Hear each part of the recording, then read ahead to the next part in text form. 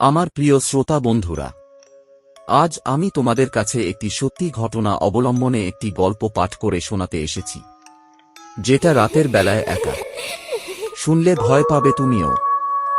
গল্পের নাম ভূতের ফোন। লেখক আকাশ দাস। রাতে কখনো অজানা নম্বরের কল ধরবেন না। ডোমজুড়ের উত্তর ঝাঁপরদহ মাঝের পাড়া। দিনের বেলায় এই গ্রামটা যেমন সাধারণ, রাত নামলেই তেমন অদ্ভুত হয়ে ওঠে। কুয়াশা, ফাঁকা রাস্তা আর দূরে কুকুরের ডাক সব মিলিয়ে যেন একটা অদৃশ্য চাপা ভয় চারদিকে ঘুরে। এই গ্রামেই থাকে প্রসেনজিৎ পাল। শান্ত, ভদ্র, পরিশ্রমী ছেলে। তার বাবা তুলসী পাল ছিলেন এলাকায় খুব সম্মানিত মানুষ। মাটির হাঁড়িকলসি আর ঠাকুর তৈরির পুরনো ব্যবসা, সেই ঐতিহ্য এখনও টিকে আছে। প্রসেনজিৎ খুব আধুনিক কিছু না হলেও তার একটা শখ ছিল, একটা ভালো স্মার্টফোন। সেই মোতাবেক প্রসেনজিৎ একদিন সে কলকাতার চাঁদনি মার্কেটে যায়। বাজারে ভিড়, আলো আর দোকানদারদের ডাক, সব মিলিয়ে জমজমাট পরিবেশ। একটা ছোট দোকানে এসে একটা সেকেন্ড হ্যান্ড ফোন পছন্দ করে। ফোনটা দেখতে একদম নতুনের মতো, দামও কম। দোকানদার ফোনটা হাতে দিয়ে একটু থেমে বলে, দাদা, একটা কথা বলি। এই ফোনটা রাতে সাইলেন্ট করে রাখবেন। প্রসেনজিৎ হেসে বলে, কেন, ভূত আছে নাকি? দোকানদার আর কিছু বলে না, শুধু একবার অদ্ভুত চোখে তাকায়। প্রথম রাত অশুভ শুরু। সেদিন রাত ঘড়িতে 11:59। পুরো বাড়ি নিস্তব্ধ। হঠাৎ ট্রিং ট্রিং।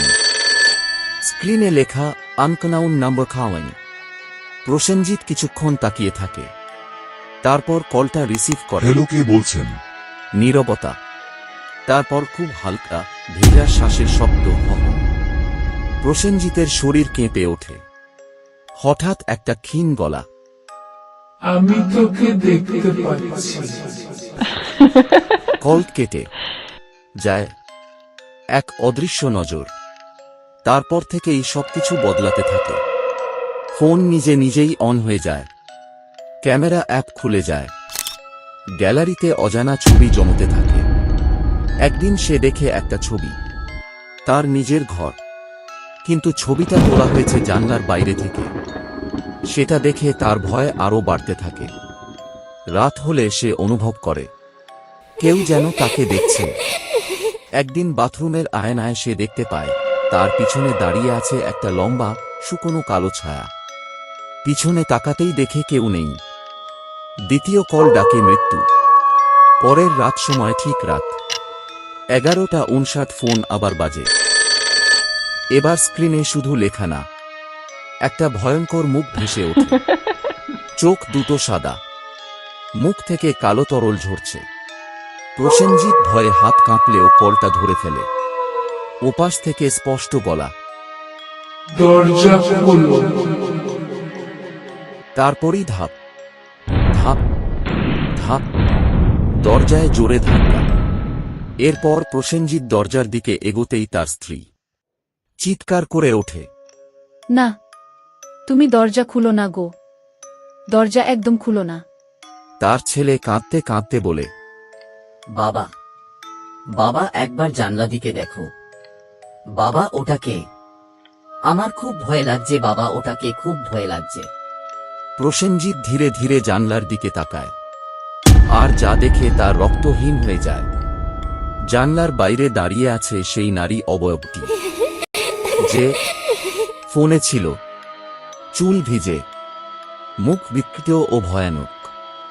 তার চোখ দুটো সম্পূর্ণ ফাঁকা। সে ধীরে ধীরে হাত তোলে আর ঠোঁট নড়ে, দরজা খোলো। এবং সেই অবয়বটা দরজার ধাক্কা মারতে থাকে। ধাপ ধাপ ধাপ। দেয়ালে ফাটল ধরতে শুরু করে। ফোনটা নিজে থেকে স্পিকারে চলে যায়। খুলে দে, না হলে আমি নিজে ঢুকবো। ঘটনার শেষ মুহূর্ত।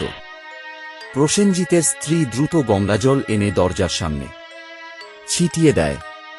তার ছেলে বাবার হাত শক্ত করে ধরে। হঠাৎ ফোনটা বিস্ফোরণের মতো শব্দ করে মাথা পড়ে যায়। স্ক্রিনে সেই মুখ চিৎকার করতে থাকে। তারপর সব নিস্তব্ধ। দরজার ধাক্কা থেমে যায়।